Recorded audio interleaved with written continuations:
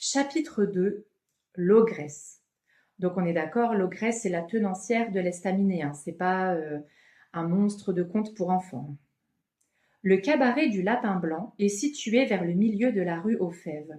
Cette taverne occupe le rez-de-chaussée d'une haute maison dont la façade se compose de 2 fenêtres dites à guillotine. Au-dessus de la porte, d'une sombre allée voûtée, se balance une lanterne oblongue dont la vitre fêlée porte ces mots écrits en lettres rouges: Ici, on loge à la nuit. Le chourineur, l'inconnu et la goualeuse entrèrent dans la taverne.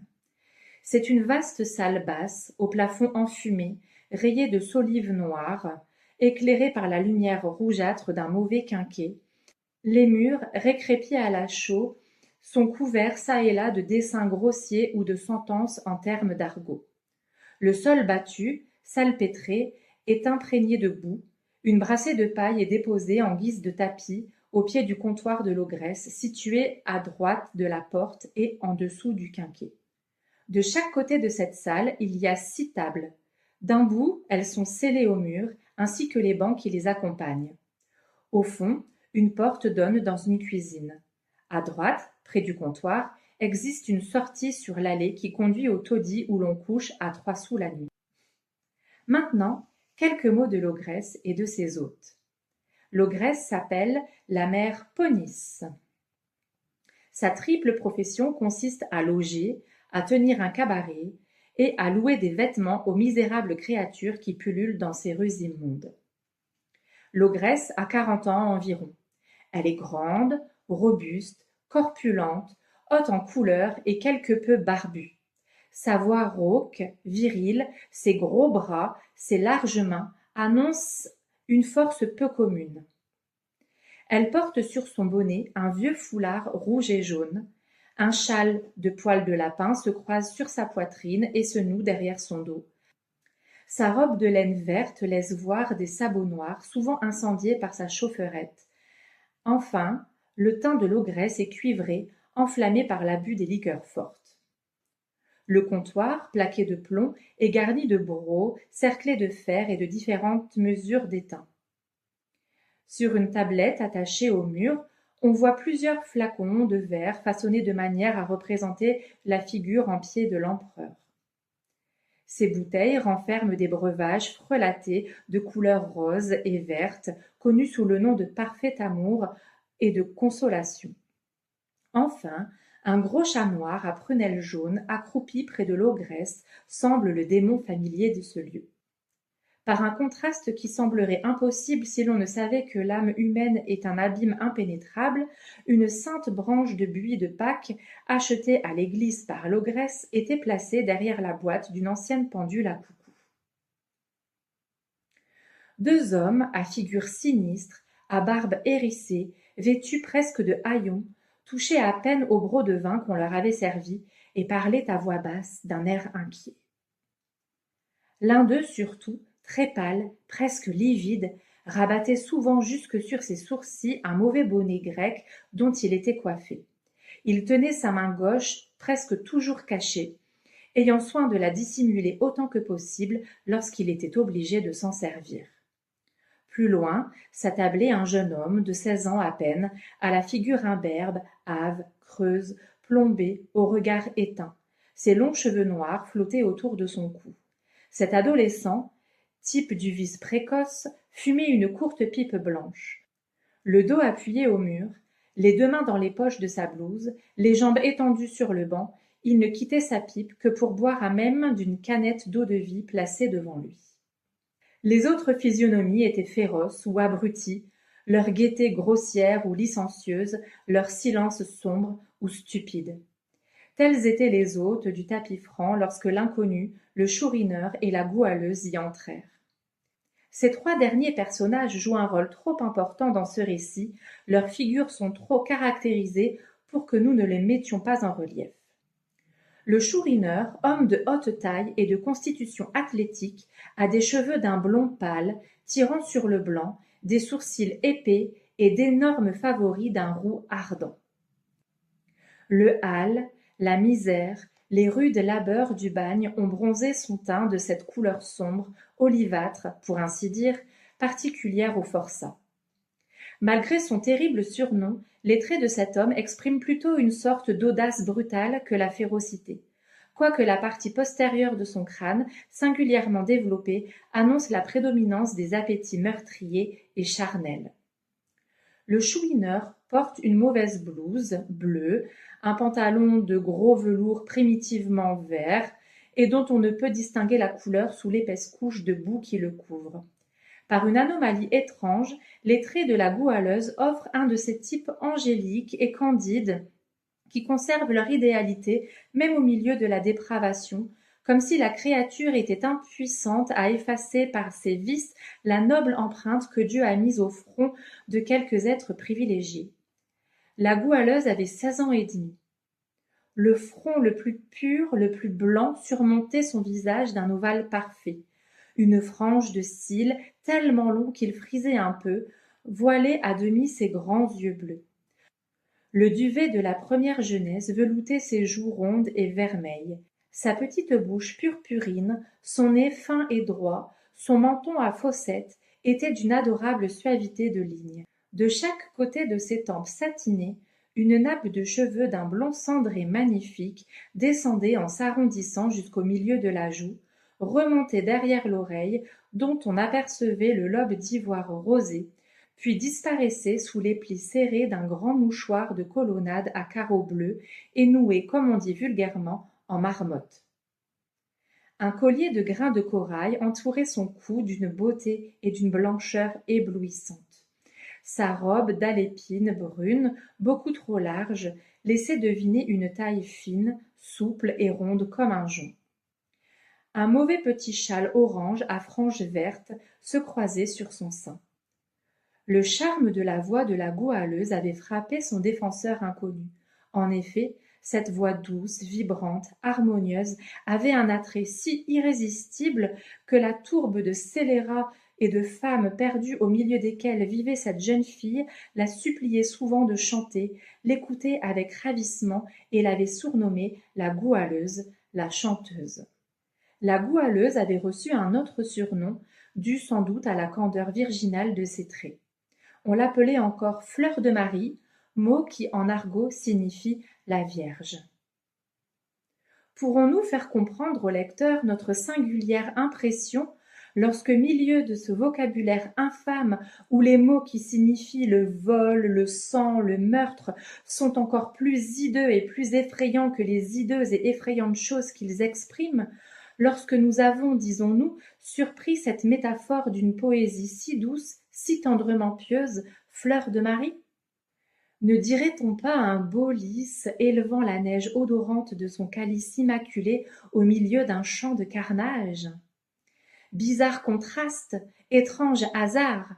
Les inventeurs de cette épouvantable langue se sont ainsi élevés jusqu'à une sainte poésie. Ils ont prêté un charme de plus à la chaste pensée qu'ils voulaient exprimer.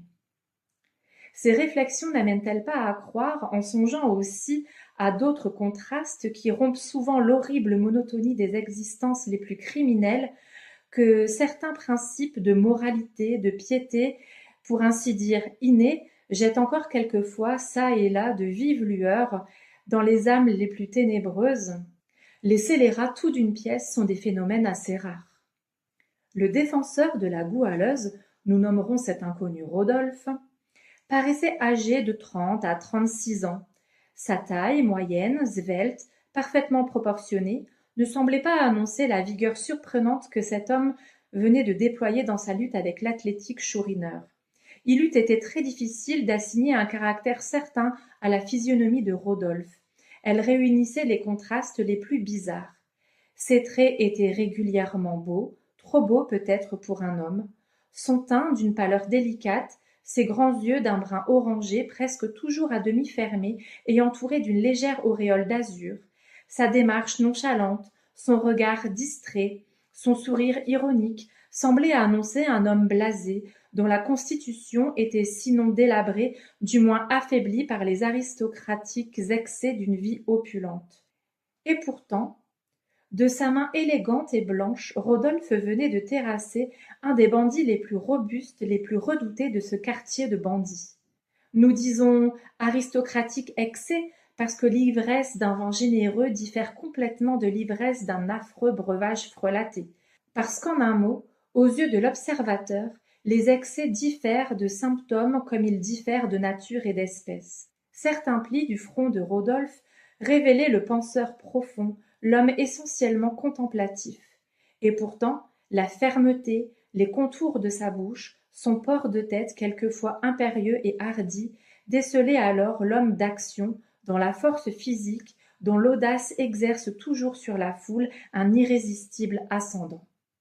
Souvent, son regard se chargeait d'une triste mélancolie, et tout ce que la commisération a de plus secourable, tout ce que la pitié a de plus touchant se peignait sur son visage. D'autres fois, au contraire, le regard de Rodolphe devenait dur, méchant. Ses traits exprimaient tant de dédain et de cruauté qu'on ne pouvait le croire capable de ressentir aucune émotion douce. La suite de ce récit montrera quel ordre de faits ou d'idées excitait chez lui des passions si contraires. Dans sa lutte avec le Chourineur, Rodolphe n'avait témoigné ni colère, ni haine contre cet adversaire indigne de lui. Confiant dans sa force, dans son adresse, dans son agilité, il n'avait eu qu'un mépris railleur pour l'espèce de bête brute qu'il venait de terrasser.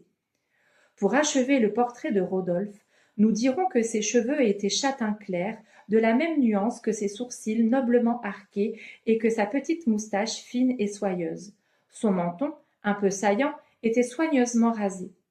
Du reste, les manières et le langage qu'il affectait avec une incroyable aisance donnaient à Rodolphe une complète ressemblance avec les hôtes de l'ogresse. Son cou svelte, aussi élégamment modelé que celui du Bacchus indien, était entouré d'une cravate noire nouée négligemment et dont les bouts retombaient sur le collet de sa blouse bleue, d'une nuance blanchâtre annonçant la vétusté. Une double rangée de clous armait ses gros souliers. Enfin, sauf ses mains d'une distinction rare, rien ne le distinguait matériellement des hôtes du tapis franc, tandis que son air de résolution et pour ainsi dire d'audacieuse sérénité mettait entre eux et lui une distance énorme. En entrant dans le tapis franc, le Chourineur, posant une de ses larges mains velues sur l'épaule de Rodolphe, s'écria « Salut au maître du Chourineur! Oui, les amis, ce cadet-là vient de me rincer. Avis aux amateurs qui auraient l'idée de se faire casser les reins ou crever la Sorbonne, la tête, en comptant le maître d'école qui, cette fois-ci, trouvera son maître. J'en réponds et je le parie. » À ces mots, depuis l'ogresse jusqu'au dernier des habitués du tapis franc, tous regardèrent le vainqueur du Chourineur avec un respect craintif. Les uns reculèrent leurs verres et leurs brocs au bout de la table qu'ils occupaient, s'empressant de faire une place à Rodolphe, dans le cas où il aurait voulu se placer à côté d'eux. D'autres s'approchèrent du Chourineur pour lui demander à voix basse quelques détails sur cet inconnu qui débutait si victorieusement dans le monde. L'ogresse, enfin, avait adressé à Rodolphe l'un de ses plus gracieux sourires. Chose inouïe, exorbitante, fabuleuse dans les fastes du lapin blanc, elle s'était levée de son comptoir pour venir prendre les ordres de Rodolphe et savoir ce qu'il fallait servir à sa société. Attention que l'ogresse n'avait jamais eu pour le fameux maître d'école terrible scélérat qui faisait trembler le Chourineur lui-même. Un des deux hommes à figure sinistre que nous avons signalés, celui qui très pâle cachait sa main gauche et rabattait toujours son bonnet grec sur son front, se pencha vers l'ogresse qui essuyait soigneusement la table de Rodolphe et lui dit d'une voix enrouée « Le maître d'école n'est pas venu aujourd'hui ?» « Non, dit la maître Ponisse. »« Et hier ?»« Il est venu. »« Avec sa nouvelle largue ?»« Avec sa nouvelle femme ?»« Ah, ça, est-ce que tu me prends pour un raille? Pour un mouchard? Avec tes drogueries? Est-ce que tu crois que tu vas manger mes pratiques sur l'orgue? Est-ce que tu crois que tu vas dénoncer mes pratiques? Dit l'ogresse d'une voix brutale. J'ai rendez-vous ce soir avec le maître d'école, répéta le brigand. Nous avons des affaires ensemble.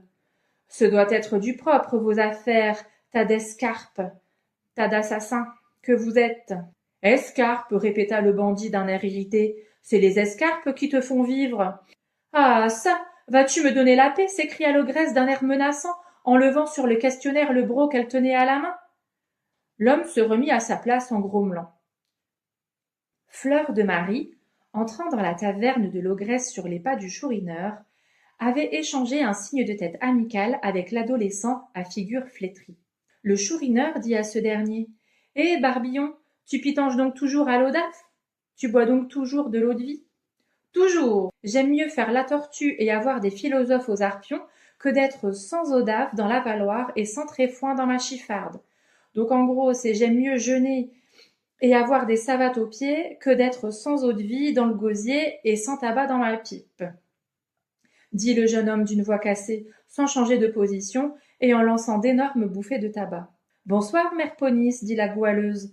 Bonsoir, Fleur de Lys, répondit l'ogresse en s'approchant de la jeune fille pour inspecter les vêtements qui couvraient la malheureuse et qu'elle lui avait loués.